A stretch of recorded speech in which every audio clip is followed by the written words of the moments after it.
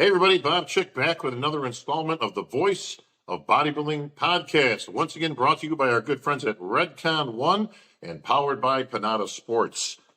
Hey everybody, big update right now. We just got approval. All of the lives will now be switching to YouTube instead of my Instagram. So we got approval, and the success of the lives have been to such a degree that we're going to expand it because the questions just keep pouring in. And I appreciate the questions because this is how people learn. A lot of these questions are about interesting things, dynamics of judging and the sport and why things happen, how they happen. And I'm here to try to provide you with all the information that I can from my perspective as somebody who's been in the industry as many years as I have. So continue with those questions, and don't forget to subscribe. We appreciate every single subscription. It's gone up tremendously, and I'm very appreciative for all your support. All right, so what are we going to cover this week? Well, just a few episodes ago, I made a comment about the Arnold that I want to clarify, and this has been a question that's come up numerous times, so I thought this might be a good subject matter to kind of expound on and expand the definition of.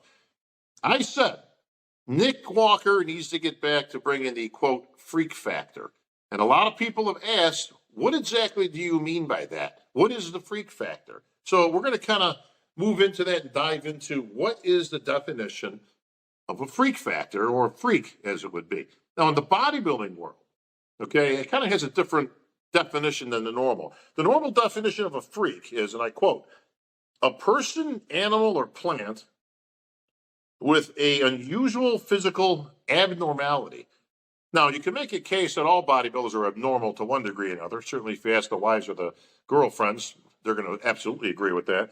But let's just take this for what it is. Abnormality. Now, that wouldn't be normally a good thing to be celebrating. But again, we're in the bodybuilding world now. If you call somebody a freak in the bodybuilding world, in the competitive bodybuilding world especially, it's used as a term of endearment. It's a compliment. To hear somebody as a freak, people, they look at you with that look and it's like, no. He means that in a good way. Okay, so we're a little unique in that. Anywhere else, it would never be taken as a compliment. And then you get into offshoots of that, like the guy's got freaky strength, or, he looks stupid. Well, it doesn't mean he looks like he doesn't have a lot of intelligence. Stupid being, again, a term of endearment, meaning he's got such a build that it's, crazy to even think about. Or he's swole. Well, normally, if you think somebody's swole, you're taking him to the ER because they got stung by some bees, or there's something else going on that you need some Benadryl immediately. But in the bodybuilding world, again, these are all compliments. These are things that bodybuilders love to hear. So now we've got to kind of break it down from, okay, what's a freak versus what's a bodybuilding freak, and how does this apply in the actual bodybuilding world of competition? Well, let's just take kind of unpack that and kind of pick it apart a little bit as we go. No bodybuilder that's aesthetically built is ever referred to as a freak. I mean, let's think about it as we go on. I mean, names like, Arnold himself, Lee Haney, some of the best, Frank Zane, certainly not, right? These are some of the best physiques in the world that we've seen, and nobody ever refers to, let's take Samson Dauda at this last show, since that's the ongoing theme of what everybody's talking about. He's 6 foot plus and 300 pounds on stage, but nobody refers to Samson as a freak. I mean, is this normal even in bodybuilding circles? And the answer is no. Big Ramy, is he a freak? Well, absolutely, right? That's why he's Big Ramy. I mean, the shoulder's this wide, relatively small waist for his size, the amount of muscle that he carries. People absolutely categorize Big Ramy as a freak. Nick, right? This is where it all kind of began, right? He's a freak. He's the mutant, right? That's kind of what his calling card is. Now, is that a good thing? Why is Nick a freak? What makes him a freak? These are the questions that come across me. Well, he's obviously not that tall. He's short, all right, reasonably. But he carries so much mass, so much muscle on his frame, that he's considered a freak, right? He's got freaky mass, freaky muscle. Some people think freaky conditioning. Okay, listen, certainly make a case for that. Andrew Jack, not a freak. Well, the guy's 6'2", again, close to 300 pounds, but he's built more on the we'll call it slender side. I hate to use that word, especially for a guy that big, but you all get what I'm talking about. But nobody refers to him as a freak. Marcus Rule, guy I competed against years ago, absolutely a freak, right? Paul Dillette actually was named Freakenstein. Now, why? Well, 6'1", shoulders this wide, tiny waist for a big man, right? Big flaring thighs and the amount of muscle that Paul carried. But Paul was kind of more of a freak, really based on the amount of weight training that he had to do. Paul was not known for his strength or gargantuan lifts. He actually trained very modestly when it came to poundages. This guy could curl 30, 40-pound dumbbells, and his biceps were 23 inches plus. So Ronnie in 03. Now, it's interesting because I have to be very specific, because a lot of people never really considered Ronnie a freak because he actually had very good aesthetics to go along with the amount of muscle that he had, okay? So that is, freaky to a degree in itself, but he didn't really have a freaky build until 03 when he was 300 pounds on stage, and then he just blew everybody away with what we called a freaky build. So if you're not a freak, can you become a freak? Well, Ronnie certainly has danced around that. So now we go down the list. Sean Clarita, freak? Not a freak. Well, this is where it gets interesting. Sean's a hybrid. What's that mean? Well, he's certainly freaky in that for his height, he's almost perfectly proportioned. He's put together so well that he's dubbed the Giant Killer, much like Danny Padilla was years and years ago. It's a genetic freak. Now, what's that mean? Well, it means their genetics have allowed them to have this beautiful physique. They've now taken it to the next level with bodybuilding and competing, and genetic response to either gear, supplements, training, take your pick. All right? You have to have a response to that can put you in the freak category. Certainly that physique is not normal because, listen, there's been hundreds of athletes over the years, thousands, if you will, depending on how far you go back, that are smaller guys in stature and height. They ain't even touching guys in the other classes. Anybody that's been to a Nationals, a USA, a North American will attest to that. When all the class winners come out there, and the lightweight guy, which would be closest to Sean Clarita in terms of weight, is standing next to the super heavyweight. How many lightweight champions do we have in history at any one of those shows? And I'd venture to say none. There's probably one in there somewhere. If I did enough research, I'm sure somebody will call me out on it, and that's cool. But it ain't a whole lot. Let's face it, right? It's always your attention just shifts to the right side of the stage. Light heavyweight, heavyweight, super heavyweight. That's where everybody's attention goes because the other guys just aren't put together enough. They don't have enough mass, muscle. That's what makes Sean Clarita a freak. But he's also very aesthetic. And because he's aesthetic, people don't really regard him as a freak. Then you can be freaky, right? You don't have to necessarily be a bodybuilding freak in terms of, the overall physique, but you could have freaky parts, right? Like Boyer Coe's arms years ago. He had those split biceps. He was able to hit that shot and actually split you could see the split that goes right down and separates your biceps into two. That's why it's called biceps. All right? Tom Platz with his legs. Listen, was there ever a bigger freak in history of bodybuilding than in terms of a muscle group with Tom Platz? I mean, this guy just took legs to a whole nother level, but it didn't really help his physique because it made it unbalanced. So while he had a freaky part, nobody really regarded Tom as a freaky bodybuilder because his upper body didn't really match his lower body. All right, this is where it becomes a problem. And on top of all that, you could be a super freak, but then, of course, you're Rick James, and he wasn't a bodybuilder at all. MC Hammer, of course, would pick that up later, but he couldn't touch that. So, a little something for the old school there. All right, so as we move on, how does this apply? Okay, freaky physiques and judging. This is the main question that comes up to me. How do the judges differentiate between what we would consider a freak and an aesthetic bodybuilder? Okay, let's just put people into those two groups. All right. Once again, we're going to use our Arnold Classic as an example since that's the show that just passed. And let's just go down the top, 6 or 7 bodybuilders, right? Here's what you got. Samson in first, not a freak. Nick in second is a freak. Jacked in third, not a freak. Ramy in fourth is a freak. Clarita, we'll put him in the not category. Again, he's put together a little bit too good to really consider him as much. Not a freak. Even in 6th and 7th, Akeem Williams, certainly a freak. He's got as much muscle as anybody on there. And if he can nail that conditioning, he'll be contending for a title in the near future. And then you got William Bonac. Well, great bodybuilder, but certainly nobody considers him a freak. So 7 bodybuilders from the last show, and literally every other one up into that top 7, freak versus not freak. Now, here's where you get weird, okay? People watch this on TV, at home, on your phones, again, hooked up to your computer screen, whatever. You're seeing a different show. We've already covered that in the previous podcast. What you're seeing is not what the judges are seeing in any way, shape, or form. So for all the experts out there, all right, you can have your opinion, but your opinion is vastly diminished because you're not there. Yes, I will say those magic words, okay? It is a different show. Again, we don't have to beat that one to death, but it's very different 15, 20 feet away from what you're watching. The bigger physiques are going to be much more impressive as you're watching at home, okay? Because you can't see the detail as much on any screen. I don't care whether you're there watching the big screen or, again, whether you're home on your phone watching it. Doesn't matter either way. So, therefore, this is where the problem comes in. The judges are all over the place. What's that mean? Well, I don't understand. If you've got Samson Dauda winning, and that's the physique you're looking for, all right, key phrase there, then how is Andrew Jack not second? Then why would Nick be second? Right?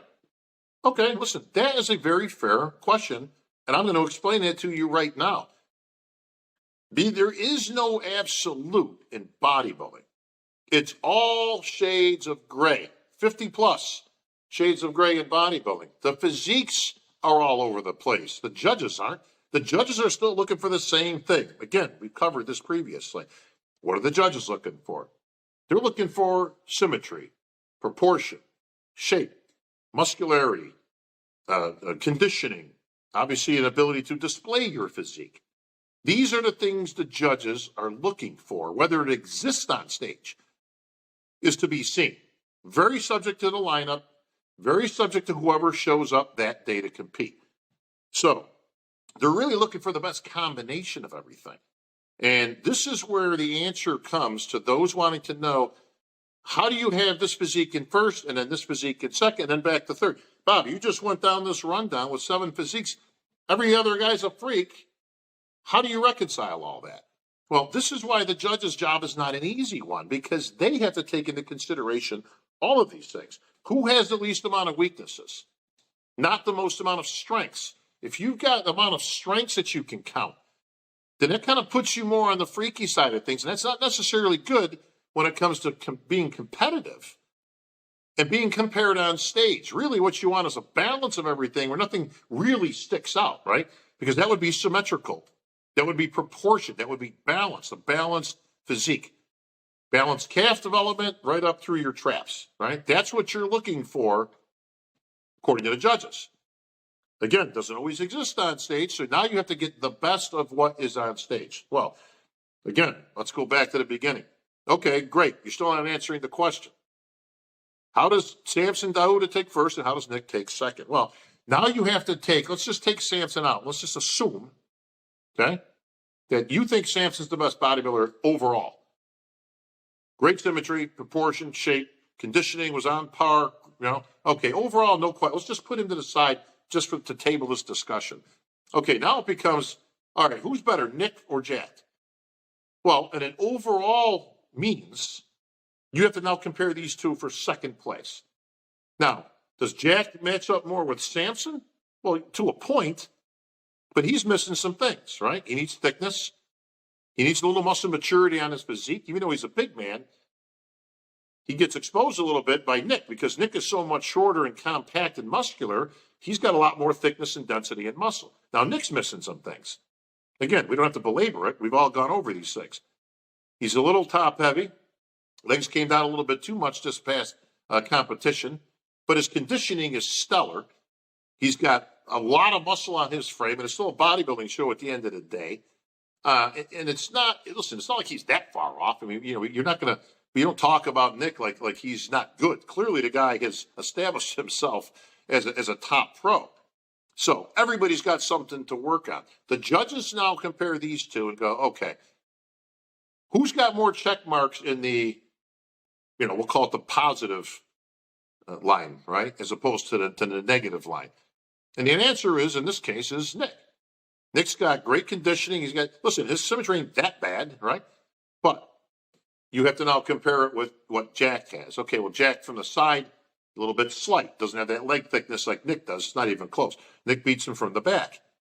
Okay, well, it's not the entire show, and it's not completely one from the back. It is half your body. Half the poses are from the back. So that has a lot of weight. And then that's why Nick places second, Jack takes third. Overall, Nick is the second best bodybuilder there when all things are considered. This is what the judges have to do in real time. They have to figure out who's got the best of all these worlds, right? Then you get into fourth, fifth, sixth, like we were talking about. Okay, Ramy is a freak. 300 pounds of muscle, right? All those attributes that we gave to him. Is he missing some things? Well, we've already been over that. Yes, he's got some issues that he's working on that have resulted in his physique not being as good as it was a couple of years ago. I think that's pretty much universally accepted at this point. Is it more complete than Sean Clarita? Well, not really, but you got a size factor here, right? I mean, listen, could I have made a case for anybody else for Clarita placing over Ramy? Well, if you were to blow his physique up to equal size of those two guys, even though they're not, okay? Sean Clarita is a much more complete bodybuilder, but he's not, right? He's 5'3" or, whatever he is, and beautiful proportions, great muscularity, but it's very, very difficult in a muscle contest to take that type of differential in terms of overall muscle. I mean, 300 pounds of muscle, people, is a lot of muscle to have on stage. These guys are in contest condition. He is 300, right? The other guy's, again, close to it. But still, this is unheard of years ago. 20 years ago, there's no 300-pound bodybuilder around, unless you were Lou Ferrigno, all right? Or maybe Ralph Moeller back in the day. Both guys were giants on stage. But no, nobody under 6 foot tall was anywhere near 300. I remember when Lee Haney won one of his Olympias, when he eclipsed the 240 mark on stage. That was huge for a guy who was 5'11".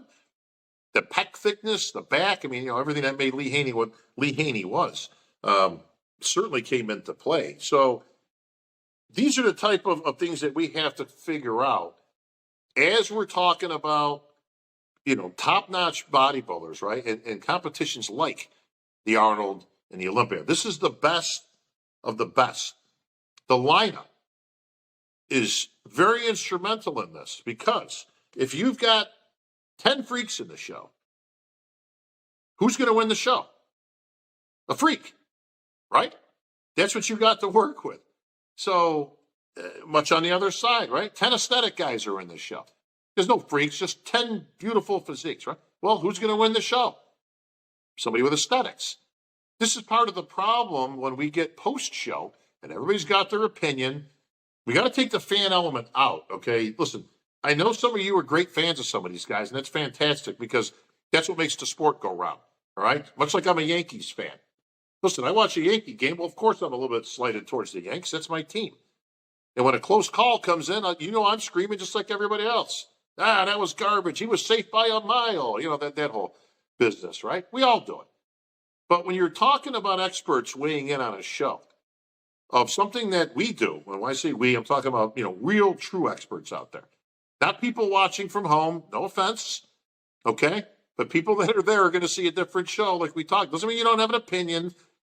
Doesn't mean it's thrown out, I guess nobody there can have an opinion. No, I'm not saying that. You can have an opinion. But some opinions are more valued than others. Experience, expertise. Do people have a track record of calling it right or wrong? Listen, I know guys in this game for years. They can't call a winner if they wanted to. And some of these guys are some of the best bodybuilders in the world, but they don't have an eye for it. Much like not everybody's set to be a coach or an athlete for that matter. Larry Bird. I brought this up, years ago in some writings.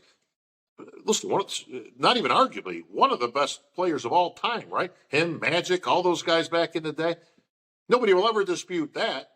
This guy's a Hall of Famer. But he was a terrible coach. He couldn't teach his players to be as great as he was. He didn't have that kind of delivery. He's not like a Phil Jackson, or some of these coaches that will go, Pat Riley, right? These guys are the best coaches in the world, whether they ever played the game, whether they were at the pro level. They had an ability to coach, to work with people, get them to a certain level, get them to play in a certain system or design, and get the most out of his team to get them to whatever their finals is of whatever that chosen sport.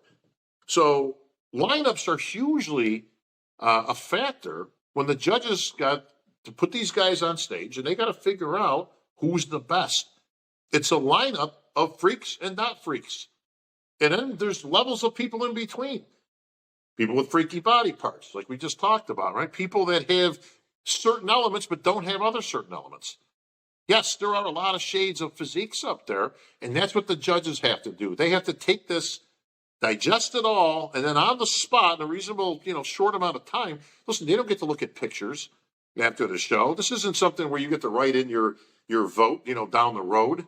It's just, you're there at the prejudging, and, you have to make a decision. Another question that came up as I'm thinking about it. Why was Ramy put on the outside and never compared with those guys in the middle? Well, number one, he had 2 chances to be compared. This isn't just for him. This is for anybody that's in that position. You come out first, you're in the symmetry round. Quarter turns, everybody's in a lineup. We bring them out in groups of 5 or 6 or 10 or, it depends on how many people are in the show. And they're looked at. The first thing the judges see, symmetry, proportion, shape, muscularity. It's all there on display in quarter turns in comparison with some of the other guys. They take notes. You'll see the pens go. What are they doing? They're writing down who they want to see in the first call out. First call out, second call out, oh, this guy's way off, third call out, right? Now they come out individually. And what do? They show their physique to the best of their ability. They show whatever they want to show. Hey man, maybe you guys missed this in that first initial lineup. Let me show you some of my poses here. Let me show you poses I've been working on that show my physique to its best. That's the next thing that they do. So not once, but twice, you have the ability to show your physique in all its grandeur, everything that you brought to the table to the judges. Now you come out on the diagonals, right? Quarter turns in the book, individual posing in the book. Now we're going to do straight up comparison. So last show, who'd they bring out? Samson, Nick, Jack, Ramy. Okay. Why was Ramy on the end? Because these judges, in its entirety, all 11 of them, right? Maybe 1 or 2 had him in, but it wasn't enough to substantiate him in the middle. They're looking to see who's in the lead right now. From first impression, listen, we've seen people get moved in, and we've seen people get moved out. They have given consideration to people in the past to prove themselves. Big Steve's notorious for this, and God bless him for that. He will put people in there. He will put them through the ringer, and they have every opportunity in the world to show their physique. Now, is it necessary to show every single guy against every other guy? No. There's clearly a line that's drawn there of, okay, these 3 or 4 is in contention. This guy, he's clearly like in the second group. This guy is way off the mark. Okay, well, listen, I don't have to compare the last place guy to the first place guy. All right, that's not how this works. And in big shows, we'd still be sitting there waiting to get an outcome. So Ramy's on the outside because they felt that Samson and Nick established themselves enough to get comparison right next to each other. Now, when we say not compared, there's 4 guys on stage, as big as they are. 4 guys on stage is about a 12-foot space. It's about 3 feet for each guy. I know because I put the lines down on the stage as a promoter, so I know exactly what the spacing is. In a 12-foot area are 4 bodybuilders that you can very clearly and plainly see in front of you at the same time. They don't necessarily have to be right next to each other. I can easily look and see and go, you know what? I want to see that guy next to that guy. And if somebody warranted that call out, that would have been the call out. They would have said, I want to see this guy next to that guy. And the head judge makes the call out. Every show you see, we see switching. This guy switched with this guy. You switch with you. Number 5 and number 18, please switch. Generally speaking, better to be in the middle, right? They kind of judge from the middle going out. If you're towards the outside, yeah, your placings aren't getting better. They're getting worse. When they tell you to take one more step and you're behind the curtain, well, you're pretty much out of it at that point. But that's how the process works. And now it's a means to an end. Again, who has the most amount of strengths? Who has the least amount of weaknesses? That's what you're looking for. That's what the judges are trying to decide. So I hope this helps some people out there as you're watching, and I hope it answers some of the questions how do the judges come up with these decisions? Why are they all over the place? They're looking for aesthetics. this week. Next week, they're looking at, a freak. They're looking at muscle. Trust me, folks. There is no meeting that takes place before the shows that Jim Mannion runs and says, okay, everybody, pay attention. This week, we're looking for aesthetics. This doesn't happen. There is no concentrated effort to establish a, quote, certain look that they're looking for. This is simply just not true. They're always looking for the same thing. Whether it's there is up to who shows up on game day. So, as usual, we're going live this weekend. I will be putting all the lives on YouTube, as I mentioned at the start of the show. So please tune in there. I will still have information on my Instagram for everybody that goes there to know that when these are coming up. So you guys can tune in. Get your questions ready. As always, folks, I'll do my best to answer every single question that comes in. And it's not limited to just competition. We talk about the pros, but talk about yourself. You can ask your own questions, your own prep. You're getting ready for a show. How do I do this? Bob, what do you think about that? What do I do for tanning? How do I do my diet? What do you think for cardio? Listen, I'm here to help, okay? So get all those questions ready. Feed them to me. As always, hit that subscribe button, folks. It really means a lot to me as we take this Voice of Bodybuilding to the next level. And that's going to wrap it up for this week. I'm Bob Ciccarello. We'll catch everybody at the end of the week.